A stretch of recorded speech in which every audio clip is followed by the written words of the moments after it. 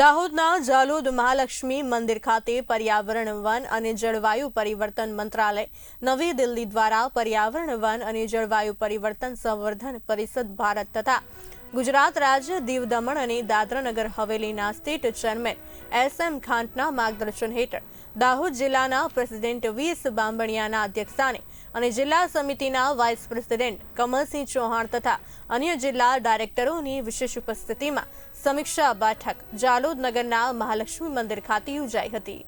આ બેઠકમાં વૃક્ષોનું વાવેતર અને જતન કરવું, પ્રદૂષણ અટકાવવું, પર્યાવરણ વન જળવાયુના સંવર્ધન માટે જરૂરી માર્ગદર્શન ઉપસ્થિત મહાનુભાવોએ આપ્યું હતું। તેમણે એક પેડ માં કે નામનું સૂત્ર આપી તેને સાર્થક કરવા જણાવ્યું હતું।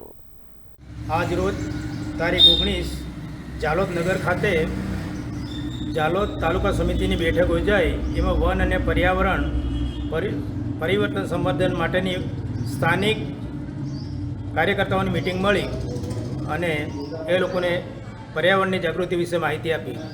આજરોજ જાલોદ મુકામે